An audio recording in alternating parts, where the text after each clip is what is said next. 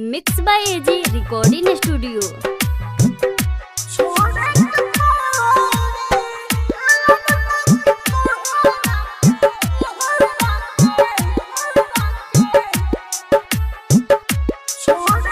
DJ Kanchan Raj Muzaffarpur.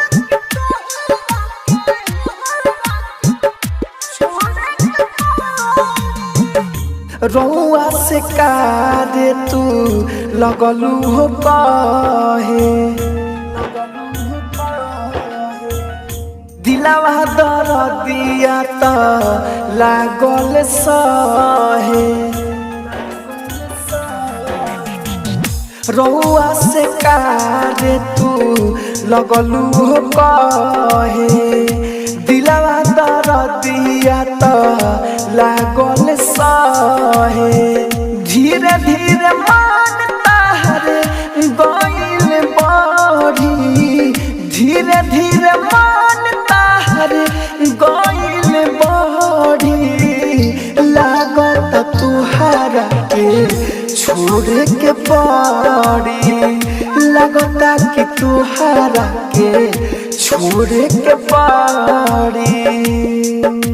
हो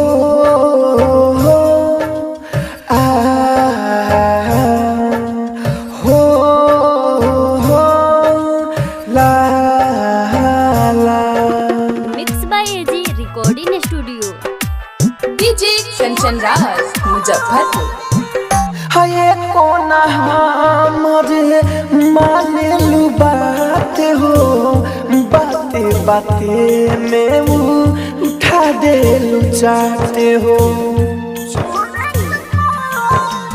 है कोना हमरे माने लू बात हो, बाते बाते में उठा दे लू चाहते हो। पीटा लगा देला से तू नहीं डहरी, पीटा लगा देला से तू नहीं डहरी। लागत तुहारा के छोड़ के पड़ी, लागत कि तुहारा के छोड़ के पड़ी। हो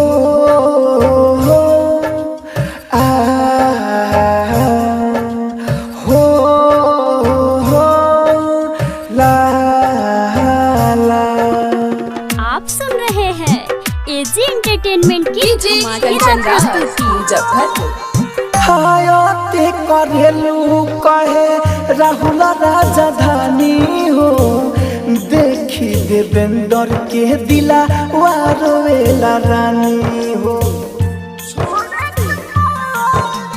हायते करेलू कहे राहुल राजधानी हो, देखी देवेंद्र के दिला वारोवेला रानी हो। बातें करेलू सबसे तू तो बड़ी बड़ी, बातें करेलू सबसे तू तो बड़ी बड़ी।